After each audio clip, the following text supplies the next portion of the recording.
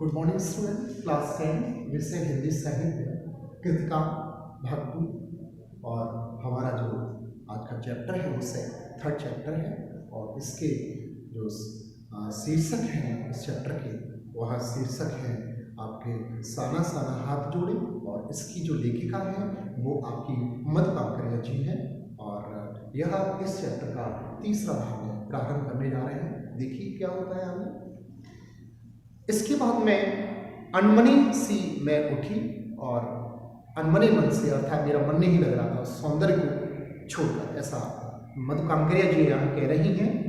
थोड़ी देर बाद फिर वही नज़ारे आंखों और आत्मा को सुख देने लगे और फिर से दोबारा से जिस झरने को मेरा छोड़ने का मन नहीं कर रहा था, उस झरने के बाद में दोबारा से वही सौंदर्य, उससे भी अद्भुत सौंदर्य फिर मेरी आंखों के सामने आने लगा। ऐसा मधु कांकरिया जी यात्रा वृतांत और जो साना साना हाथ जोड़ नामक जो यात्रा वृतांत है उसके बारे में कह रही हैं कि जैसे ही मैंने झरनों को देखा और झरने को देखकर उसकी संगीत को, अद्भुत संगीत को सुनकर मेरी इच्छा को छोड़ के नहीं हो रही थी, लेकिन जैसे ही मैंने आगे चलकर देखा तो वहाँ ये हो रहा था कि वहाँ आपका जो उससे भी बेहतर सुंदर और भी चीज़ें दिखने लगी। मेरी आत्मा, मेरे मन को, मेरे हृदय को फिर से और सुख की प्राप्ति हो गई।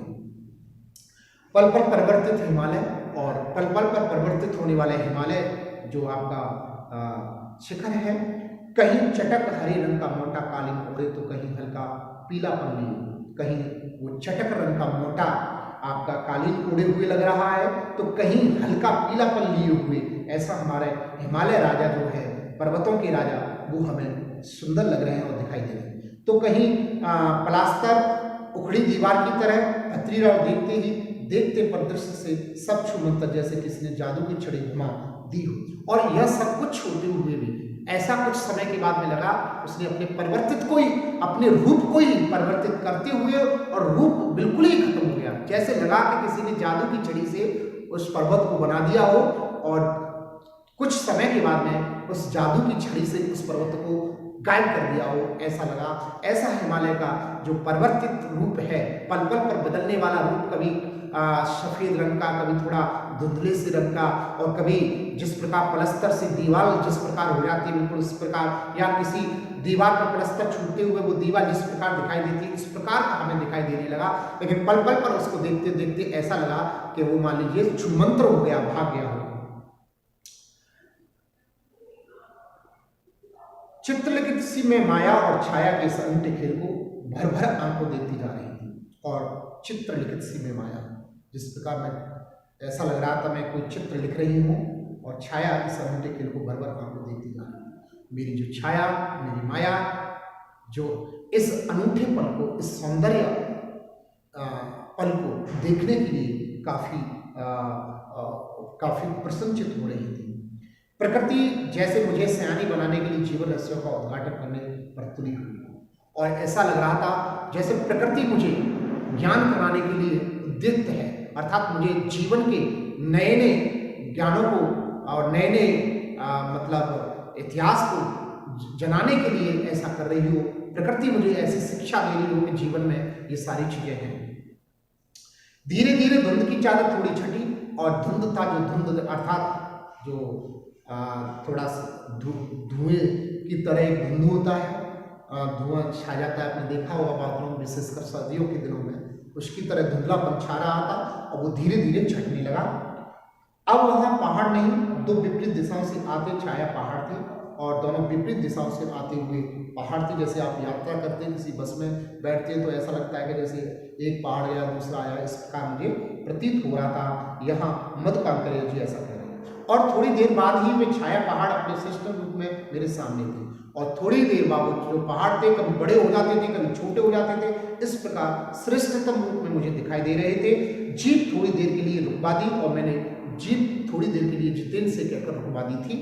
मैंने गर्दन घुमाई, और मैंने गर्दन जैसे घुमाई सब वो जैसे जन्नत बिखरी पड़ी हो, और जैसे ही मैंने चारों तरफ अपनी गर्दन घुमाई और देखा तो ऐसा लग रहा था कि सभी तरफ स्वर्ग ही स्वर्ग है। अर्थात कोई भी स्थान ऐसा नहीं था जहां सुंदरता ना हो, सौंदर्य ना हो, मन को लुभावने वाला, आत्मा को शांति प्रदान करने वाला, हृदय को प्रफुल्लित करने वाला ऐसा कोई भी मैंने वहां स्थान नहीं देखा था जो मुझे दिखाई दे रहा था। नजरों के छोर तक खूबसूरती खूबसूरती, नजरों जहां तक भी नजरें ले जाइए वहां तक ही खूबसूरती खूबसूरती, वहीं सौंदर्य से भरा हुआ स्थान था। चाहे कहीं भी, चाहे पीछे देखो, चाहे आगे देखो, उत्तर की तरफ देखो, चाहे पूर्व की, चाहे दक्षिण, चाहे पश्चिम, चाहे ईशान, कहीं भी देखिए, जिधर देखो उधर ही सौंदर्य से भरपूर स्थान था। ऐसा महात्मा कांकरिया जी कह रही है। सब जगह आपका जन्नती जन्नत था, स्वर्ग स्वर्ग दिखाई दे रहा था। अपने को निरंतर देने की अनुभूति कराते पर्वत, और अपने आप को अपनी अनुभूति कराने के लिए और पर्वत, झरने, फूलों, घाटियों और वादियों के दुर्लभ नजारे, वहीं कहीं लिखा था थिंक ग्रीन, और वहीं कहीं किसी स्थान पर थिंक ग्रीन नाम का लिखा गया था। आश्चर्य, पल भर में ब्रह्मांड में कितना कुछ घटित हो रहा था, पल भर में ब्रह्मांड में कितना कुछ घटित हो रहा था, मैं सोच भी नहीं पा रही थी। सब कुछ, सब जगह, सब स्थान पर तरह तरह के पुष्प, घाटियां, तरह तरह की वादियां, पेड़, लताएं, सब कुछ सुंदर से युक्त था वहां।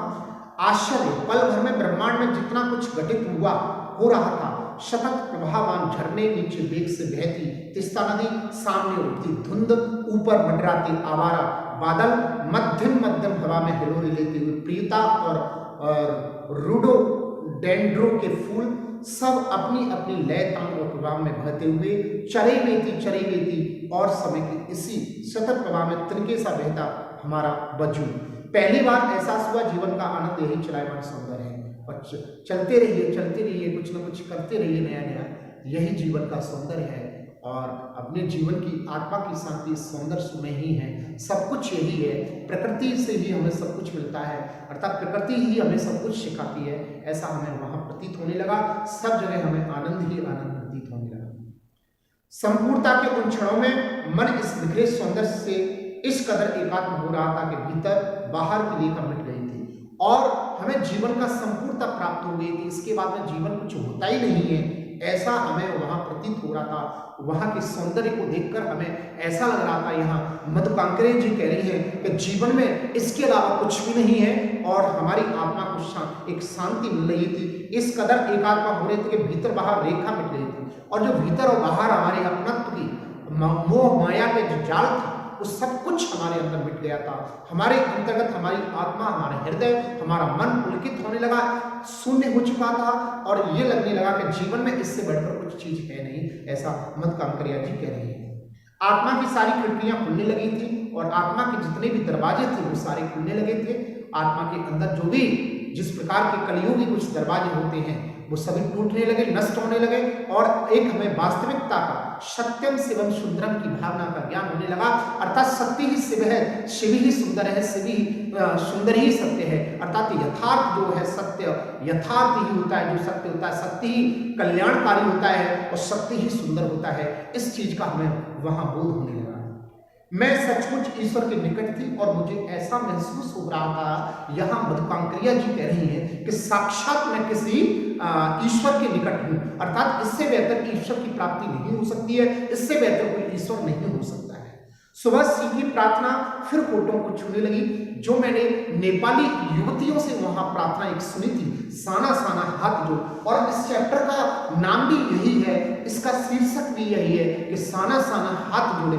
इस प्रकार फिर से मेरे होठों पर वही सचमुच प्रार्थना फिर से छूने लगी मेरे होठों को कि साना साना हाथ जोड़े। तभी वह अतीन्द्र संसार खंड खंड हो गया, वह महाभाव सूखी टहनी सा टूट गया। और इस प्रकार जब मैंने इस प्रकार की भावना और इस प्रकार के मेरे शब्दों को पुनः अपने होठों से दोहराया, तो वहाँ मैंने देखा मेरी आंखें अतीन्द्रता में मस्त हो गई, एकदम आलस्य से भर चुकी थी, दुनिया में कुछ भी नहीं है इसके अलावा। इस प्रकार जब हो गई थी, देखा कुली द्वार, तो वहां कुछ भी नहीं था। दर्शन मंत्रमुग्ध सी मैं तंत्रित अवस्था में थी। मैं बिल्कुल टूट चुकी, मैं मतलब बिल्कुल प्रफुल्लित हो चुकी थी, आनंदित हो चुकी थी, उस वहाँ की सुंदरता को देखकर अतीन्द्र हो चुकी थी बिल्कुल, और उसके अलावा मुझे कुछ दिखाई नहीं दे रहा था। मंत्रमुग्ध हो गई थी कि अचानक पावों पर ब्रेक सी लगी, और पावों पर ब्रेक सी लग गई, जैसे समाधिस्थ भाव में नृत्य करती किसी आत्मनृत्यामिना के निपुण अचानक टूट गए, और एकदम मैं समाधिस्थ हो गई थी। जिस प्रकार किसी किसी संगीत पर, किसी नृत्यांगना के नाचने पर उसके पैरों से जैसे मंत्र मुग्ध होकर कोई नृत्यांगना अगर नृत्य कर रही हो और उसके पैरों के घुंघरू टूट जाए, उसी प्रकार मेरी आत्मा वहां के उस स्थल को देखकर, वहां की सौंदर्यता को देखकर, वहां के सत्यम शिवम सुंदरम के भाव को देखकर मैं समाधिस्थ हो गई थी और सब कुछ बह गया था मेरे जीवन में। उस जीवन के सामने मुझे अपना सारा जीवन फीका लगने लगा। मैंने देखा इस अद्वितीय सौंदर्य से निर्विक्ष कुछ पहाड़ी औरतें पत्थरों पर बैठी पत्थर तोड़ रही थी, और मैंने देखा उस अद्वितीय सौंदर्य को कुछ पहाड़ी औरतें, कुछ पहाड़ पर रहने वाली औरतें वहां पर पत्थर तोड़ रही थी। गुथे आटे से कोमल काया पर हाथों में कुदाल और हथौड़े। गुथे आटे से कोमल काया, जिस प्रकार आटे को गूंथ लिया जाता है और गूंथने के बाद में वो जितना कोमल हो जाता है और कोमल होने के बाद में उसकी जो स्थिति हो जाती है, उसी प्रकार के हाथों की, जब मैंने उन हाथों से गिट्टियों को तोड़ते हुए देखा और उनमें कुदाल और हथौड़े को देखा, कईयों की पीठ पर बधी डोको, बड़ी टोकरी, डोको कहते हैं बड़ी टोकरी। मैंने वहां की पहाड़ी जो औरतें थी उनकी पीठ पर मैंने डोको विशेष प्रकार की डलिया जैसी होती है, वो पीठ पर नेपाली युवतियां या जो पहाड़ी युवतियां हैं वो जब खेतों में कार्य करती हैं, तो खेतों में कार्य करते समय वो उसमें से जब कुछ वस्तु तोड़ती हैं, फसल तोड़ती हैं, तो वो फसल को उसमें डालती जाती है। जैसे अपने यहाँ डलिया होती है, ढकुले और डलिया वो होते हैं, ढकुलियाँ होती हैं, उनमें हम चीज़ें रखते हैं। जैसे टमाटर की खेती होती है, गोभी की खेती होती है, तो तोड़ के एक साइड में रखते हैं, मैट पर रखते हैं। उसी प्रकार वहाँ की जो नेपाली युवतियाँ, जो पहाड़ी युवतियाँ हैं, वो डोको खरीद लेती हैं, पीछे पीठ पर अपनी लकड़ियों का बना हुआ एक डोको डलिया टाइप का होता है, उसी में वो फसल को डालती जाती है। जैसे ही वो भर जाता है वो एक बार उसको खला आती है वहाँ, ठीक है। तो उसी प्रकार कुछ कुदाल को भरपूर ताकत के साथ जमीन पर मार रही थी, कुछ मैंने देखा कुछ हथौड़ों को और कुदाल को जमीन पर मार रही थी। इतने स्वर्गीय सौंदर्य नदी, फूलों, वादियों और झरनों के बीच भूख, मौत, दैन और जिंदा रहने की यह क्षण मार्तिक और श्रम साधना साथ साथ ही। वहीं पर खड़े BRO रोड ऑर्गेनाइजेशन के एक कर्मचारी से पूछा मैंने, यह क्या हो रहा है? उसने चौहलबाजी के अंदाज में बताया, जिन रास्तों से गुजरते हुए आप हिमशिखरों से टक्कर लेने जा रहे हैं, उन्हीं रास्तों को ये पहाड़ियाँ चौड़ा बना रही हैं। जिन रास्तों से आप होके जा रहे हैं, जैसे देखा जो आपकी मनोकामकरिया गई हैं, उन्होंने देखा कि कुछ जो औरतें हैं, वहाँ की पहाड़ियाँ औरतें हैं, वो कुदाल से, हथौड़ों से, कीलों से खोद रही है।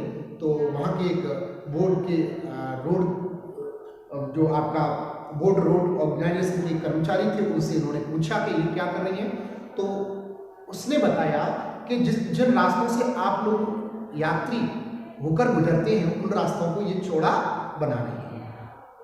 बड़ा खतरनाक कार्य होगा यह, उन्होंने कहा मनोकामकरिया ने, वास्तव में ये तो बहुत खतरनाक कार्य है। मेरे मुंह से अकस्मात निकला, वह संजीदा हो गया। और जैसे ही मैंने कहा ये तो बहुत खतरनाक काम है, मेरे मुख से जब इस प्रकार निकला तो उसका मुख संजीदा हो गया। कहने लगा, पिछले महीने तो एक ही जान भी चली गई थी। और संजीदा हो गया, कहने लगा, पिछले महीने तो एक की जान भी चली गई थी, अर्थात एक की मृत्यु हो गई थी यहाँ, क्योंकि घाटियाँ हैं और थोड़ा सा भी अगर पैर फिसल जाए वहाँ से तो व्यक्ति नीचे जाएगा और नीचे तुरंत उसका अंदर स्फोट, उसकी मृत्यु हो जाएगी, ऐसा यहाँ कह रहा है।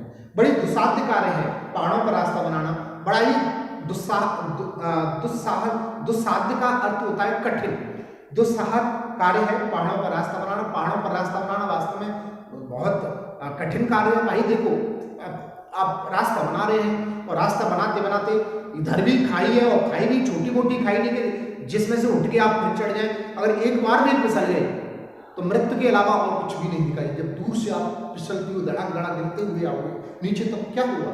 मृत्यु हो जाएगी आपकी। तो बड़ा ही ये एक बहुत ही दुस्साध्य कार्य है, बहुत ही कठिन कार्य है। पहले डायनामाइट से चट्टानों को उड़ा दिया जाता है। डायनामाइट एक यंत्र है टेक्नोलॉजी का, उससे पहले चट्टानों को उड़ा दिया जाता है। फिर बड़े बड़े पत्थरों को तोड़ मड़ोड़ कर एक आकार के छोटे छोटे पत्थरों में बदला जाता है।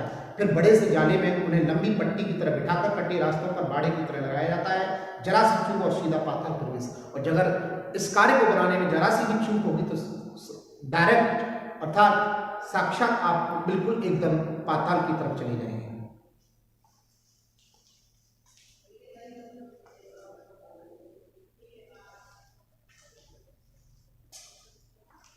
और तभी मुझे ध्यान आया, इन्हीं रास्तों पर एक जगह सिक्किम सरकार का बोर्ड लगा था, और तभी मैंने देखा वहां सिक्किम सरकार का एक बोर्ड लगा हुआ था जिस पर बड़े बड़े अक्षरों में लिखा था, ever wondered who defied death to build these roads. आप ताज्जुब करेंगे, पर इन रास्तों को बनाने में लोगों ने मौत को झुठलाया है। आप ताज्जुब करोगे, यानी कितने लोगों की तो मृत्यु हो चुकी है रास्तों को बनाने में। पहाड़ों के बीच में रास्ता बनाना अपने आप में बहुत ही कठिन कार्य है, न जाने कितने लोगों की मृत्यु तक हो चुकी है और कितने लोगों ने अपनी मौत को झुठलाया है। हुआ देखिए, एकाएक मेरा मानसिक चैनल बदला और एक अकस्मात से मेरा मानसिक जो मानसिक स्तर था वो बदल गया था। मन पीछे घूम गया और मेरा मन पीछे घूम गया। ऐसा मधु कांकरिया जी इस चैप्टर की जो लेखिका है वो कह रही हैं। इसी प्रकार एक बार पलामू और गुमला के जंगलों में देखा था, पीठ पर बच्चे को कपड़े से बांधकर पत्तों की तलाश में बन बन डोलती आदिवासी युवतियां। उन आदिवासी युवतियों के फूल हुए पांव और इन पत्थरों तोड़ती पहाड़ियों के हाथों में बड़े ठाटे एक ही कहानी कह रहे थे कि आम जिंदगियों की कहानी हर जगह एक सी है कि सारी मलाई एक तरफ, सारे आंसू, अभाव, यातना और वंचना एक तरफ। अर्थात कुछ लोग इस संसार में रबड़ी मड़ैया खाते हैं, कुछ लोग कितना कठिन परिश्रम करके अपने जीवन को यापन करते हैं। और तभी मेरी सहयात्री मणि, जो मेरी सहयात्री थी मेरे साथ में, जैसा कि मैंने बताया था, ये 3 लोग यात्रा कर रहे हैं। यात्रा में 3 लोग हैं, एक मधु कांकरिया जी हैं आपके, और एक आपका जितेन नार्गे जो इनका गाइड है वो है, और एक इनकी सह मित्र जो है जिनका नाम मणि वो है। और तभी मेरी सहयात्री मणि और जितेन मुझे खोजते खोजते वहां तक आ गए। जैसे ही मैं खोज गई थी, क्योंकि बीच में वो अलग हो गई थी, क्योंकि वो सुंदरता को देखने आगे बढ़ गई, ये लोग थोड़ा इधर बढ़ गए, तो आपस में एक दूसरे से बिछुड़ गए थे। लेकिन कुछ समय के बाद में मधु कांकरिया जी के पास जितेन नार्गे जो इनका ड्राइवर, और ड्राइवर कम था, गाइड का कार्य ज़्यादा कर रहा था वो, और मणि इनके पास में इनको ढूंढते ढूंढते पहुंच गए थे। मुझे गमगीन देख जितेन कहने लगा, मैडम ये मेरे देश की आम जनता है। और जितेन मुझे देखकर कहने लगा, मैडम ये मेरे देश की आम जनता है, इन्हें तो आप कहीं भी देख लेंगी और इन्हें आप कहीं भी देख सकती हैं। आप इन्हें नहीं, पहाड़ों की सुंदरता को देखिए जिसके लिए आप इतने पैसे खर्च करके आई हैं। और ऐसा कहने लगा, आप इन्हें मत देखिए, ये तो आम जनता है, यहाँ आपको हर स्थान पर मेरे देश में ऐसे लोग कार्य करते हुए आपको दिखाई दे जाएंगे। आप इतना पैसा खर्च करके आई हो, जिस काम से इतना पैसा खर्च करके आई हो, आप उस पैसे की जिसके लिए खर्च करने के लिए यहाँ आई हो, खर्च करके आई हो, उस काम को कीजिए, यहाँ की सुंदरता को आप देखें। और ये आपका 3rd भाग भी इस चैप्टर का हो जाता है। यहाँ तक कोई भी आपको प्रॉब्लम हो तो आप पूछ सकते हैं। Thank you, have a nice day.